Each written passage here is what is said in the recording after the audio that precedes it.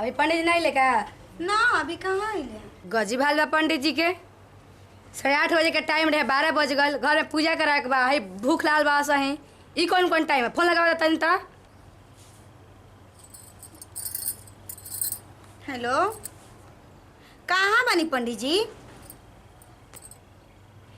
अब देखो तो नीचे 8:30 बजे के टाइम रहो के दिया ही रही 12 बज गई घर में सब कोई ऐसे ही भूखे प्यास से पड़ल बड़ुए नहीं के बुझात रहो लोग के मतलब टाइम एगो दियाला ना। मेरे जल्दी कह आवे के जल्दी आई दसना घर तो रहो कहीं नहीं कि इतना लेम उतना लेम।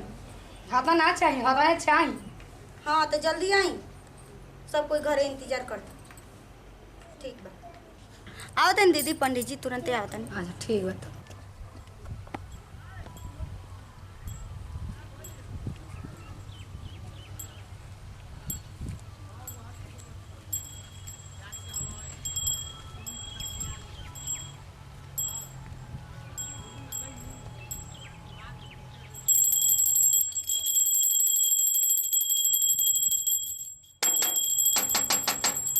लगा था कि पंडित जी आ गइल बन। हाँ, जे देखा था तने ठीक।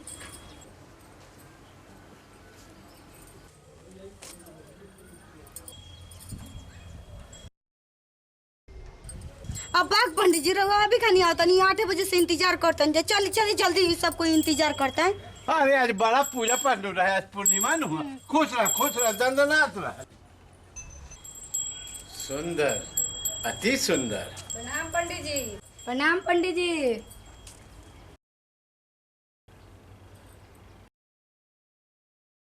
वाह आज तो जतरा बहुत बढ़िया है। क्या सुंदर सुंदर जजमानी है।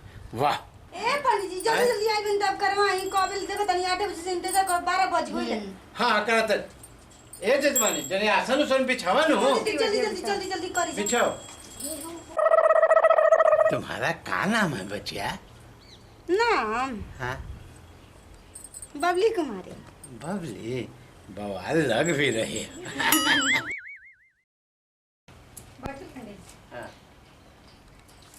बड़े पंडित जी बैठिए जल्दी एगो बेल गिर जाता है देखो तनी शाम को खो जाता जल्दी कर भाई 2 बज गए।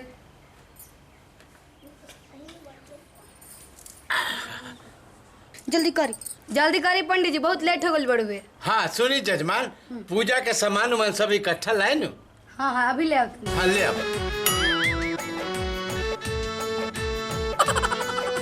बड़ा सुंदर बारो बुचिया ऐसे बन ठन के रहे के चाहिए। हाँ शादी विवाह के बारे में का सोचता रू? नहीं पंडित जी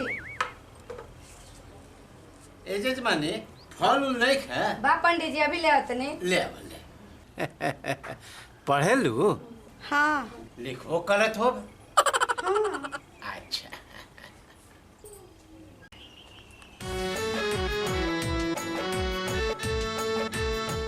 एलो भी जाने लो? ये क्या बोलता नहीं पंडित जी? अति सुंदर। का सुंदर पंडित जी कब ले बन तो देखो तनी। साड़ी सुंदर लगा था। हाँ तो साड़ी सुंदर बना हमार भाभी के हम। अच्छा ले पंडित जी फल ले आते नहीं। ले हाँ ठीक बा तो ये जजमानी बैठ जाए नू अपने लोग। ठीक है पंडित जी। आ यहाँ बैठे यहाँ बैठे। आओ इधर अब आओ इधर नजदीक।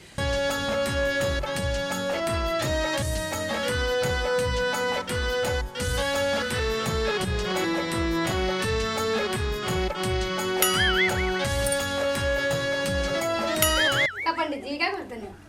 हाँ क्या मारते हैं? कुछ पड़ गए बा जजमानी आँखवा में। तीन के पहले सौखिया साफ के आई पूजा करे में की जा आँख मारे बनी। अरे अब अपने जल्दी करवाई देखो तनी टाइम बीतल जाता जल्दी करवाई तो। हाँ कराओ तनी कराओ तनी। बूढ़ा के पंडित जी चलते आँख मारत। आँख में कुछ पड़ गए बा तो? हाँ पढ़ के बता रहा खूब जानते तारा का पंडित जी। तानु आँख मारा अब गए। चुप रहो पहले पूजा करवाई तो जल्दी करवा के जल्दी करा भेजो। हाँ ए जजमानी घर में कोई मर्द मानुस नहीं है? बा लोग लेकिन सब केहू बधारी गइल बा अभी। वाह अति सुंदर। काहे इतना खुश होता हैं? काहे पूजा पाठ के टाइम में हाँ, तो जल्दी खुश रहा। करवाई। हाँ करावा तनी। ए जजमानी जी पंडित जी। इनका नाम तो लवली है। तार का नाम बा? हमार फूल को माय नाम है पंडित जी। आहा, फूल जैसन नाजुक बारू भी। ले तारे पर फूल पहले छिटा। ई का करनी पंडित ओम कन्या पूजन करता नहीं जजमानी। ए पंडित जी कन्या पूजन में ये का है? मतलब कि औरत पे फूल छिटाला या पूजा कराल बन के हमनी पे फूल छिटे कन्या पूजन करता नहीं जजमानी। आ ठीक बा कोनो पूजन करतन जल्दी करी ठीक बा हाँ, कर ठीक ले भूख लागल बड़ी कबे से। अच्छा अच्छा अच्छा। ए दीदी हने उठ के आओ ना।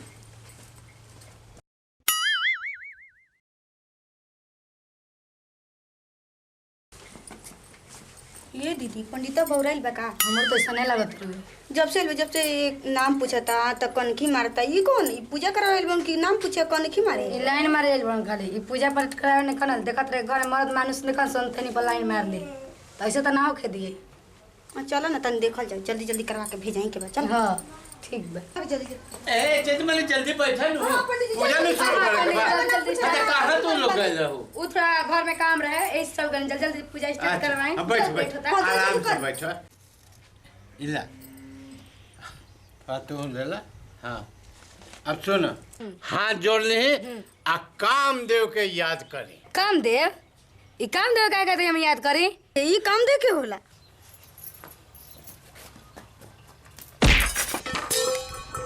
कामदेव के पूजा करवाई आइल हम पूजा करा रखा पूजा करा रखा। अरे जजमानी ए दीदी ई काम दे के है तहार उम्र कामदेव के जाने के नहीं खे अभी। ए पानी जल्दी पूजा करवाएं। आज सब गिरा बैठे ना जजमान बैठ बैठ बैठ। दो दिलू जा तोहर बाल बड़ा सुंदर बा।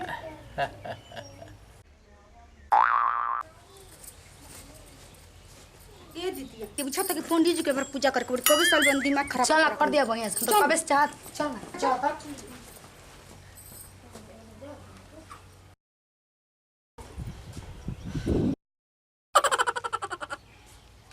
तू लोग के नियत ठीक नहीं खे लगता बुझिया हैं?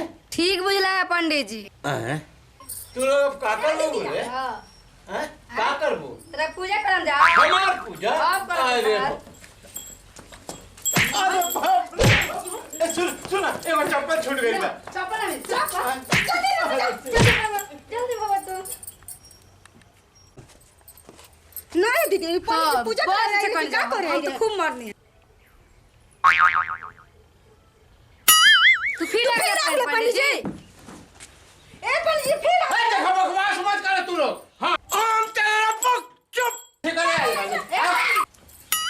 ये दीदी थली पंडित जी थली बात देते जाई। मम्मी थली आओ तो पंडित जी लेके चलो ना पंडित जी थली आओ तो दे के जाई हमार असन तो पंडित जी के बुलाओ तो तू ही ना बोले ले रहे हम बोले ले रही। पंडित जी पंडित जी के चलते सब पंडित जी बदनाम हो जाता है तू ही ना बोले पंडित जी फोन पंडित करके बा। बिना के दूसरा के बोलाई। अब चल एगो थाली लेके बढ़ता का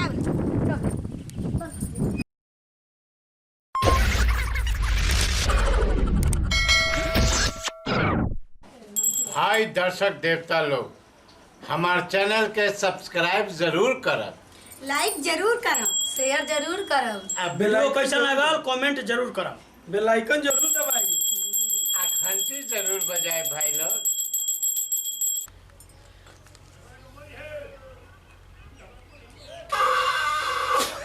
पंडित जी संकोच ठीक नहीं।